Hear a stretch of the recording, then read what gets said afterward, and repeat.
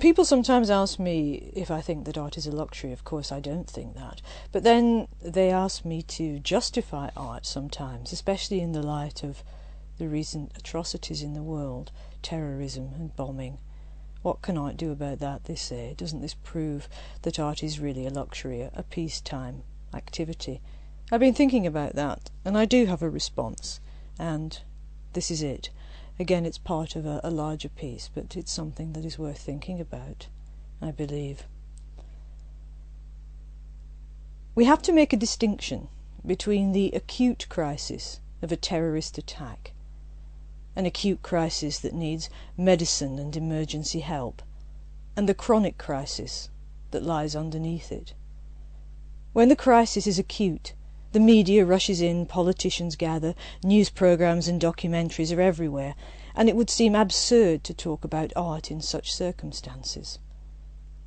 But when the acute crisis is past, and the people who have been hurt and wounded and shocked and disillusioned are looking for hope, are looking for vision, are looking past the platitudes of politicians, then art can speak.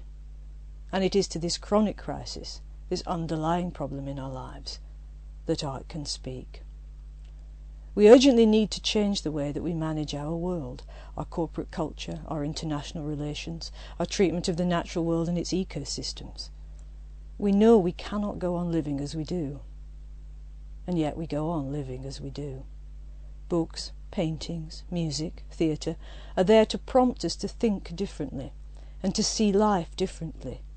And when we free up our imaginative life, we are free to imagine a very different kind of world. And that is what is needed, and we've never needed it more urgently. In a world economy that depends on separations, art asks us to make connections. President Bush pretends that emissions in the USA have nothing to do with drought in Africa, that McDonald's hamburgers have nothing to do with deforestation, that a US citizen using 88 times more resources than a citizen in Bangladesh has nothing to do with environmental depletion and third world poverty. So how can reading a poem or looking at a painting or going to the theatre possibly help us to see things differently, or do anything about the things that we see differently? Connection is not just about connecting the obvious. It is about connecting things that are not immediately obvious. And this is what art does. Some people make a mistake and think that if art is going to be relevant, it has to be directly political, that its subject matter is everything. That is to miss the point. It's not a question of subject matter. It's not a question of what art is about, but what art is.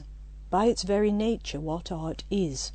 A work of art, books, pictures, theatre, whatever, isn't just about something. It is something.